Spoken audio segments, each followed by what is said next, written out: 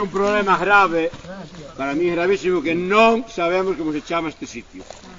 No, para mí é un sufrimento, pero está publicada como Os Sotos. Eu dubido moito que exista esa palabra en Galicia, sería un souto ou tal. Está publicada como Petrolifo da Costa, eu penso que non se chama de ninguna maneira, pero hasta que subamos con xente de San Miguel aquí, a ver se queda alguén que saiba como se chama isto. Hai unha tomadiña aquí abaixo, hai outra por aí, hai unha cente de agua aquí debaixo, mellor con ese referente sábeno, pero non sabemos como se chama. O sea que isto é que pode pasar en moita parte de Galicia, o día que descubres un petrolifo, morreran os vellos, non se sabe como se chama, pois o petrolifo B42, por como chamamos a isto. A arte rupestre do noso país divídese en dous grandes grupos, hoxe imos mirar un nada máis, que é o grupo de arte abstrata ou xeométrica, que son aquelas figuras que identificamos cun motivo xeométrico, sobre todo buraquiños que imos mirar aquí que chamamos cubiñas, circos concéntricos, labirintos, espirais, e na zona que vai dende Mos até Valencia e Camiña, reticulados, coa máxima concentración, reticulados, como se fora un tabuleiro de xadrez. A máxima concentración está entre Baíña, Benesar e Sabarís, que hai en un kilómetro redondo hai uns 40 reticulados.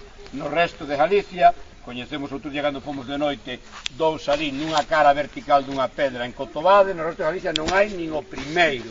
No dibuixo que lle fixemos outro día isto, dá a impresión de que hai. Mirades que a arte abstrata normalmente está en pedras lisas, planas, que pasan inadvertidas na vegetación. Non é moi normal, nas pedras inclinadas, o que normalmente está son as escenas de equitación, as de caza e as de armas. Dá a impresión de que cando son circos concéntricos, espirais, labirintos, que non interesa transmitir nada, o que interesa transmitirlo para a xente que sabe onde está a pedra, que mentres que hai equitación, caza e armas de guerra, que é algo para transmitir poder, o poder do home que domina a natureza e que domina a sociedade, que está en pedra inclinada para transmitir unha mensaxe. Isto pasa, está perfectamente visible na pedra das procesións en Aguadalaxe, unha pedra de 12 metros de largo, 5 de alto, con 30 armas gravadas, armas ofensivas, armas para guerrear, nunca eixadas que tiraban moito do lombo, nin fuciños, nin machadas que tamén as había.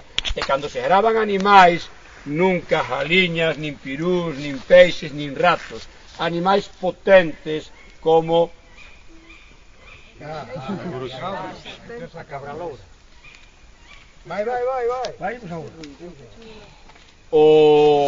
Sempre os animais máis potentes do bosque que había en Galicia, que sería o oso, que non está representado. Mira, hai unha lenda en Chapela que despois de escoitar ese sonido, alguén morría mañán. Sai aquí tamén. Se hai aquí, entón, pero é verdade, sí ou non? O páxaro da morte. O páxaro da morte, sí, señor.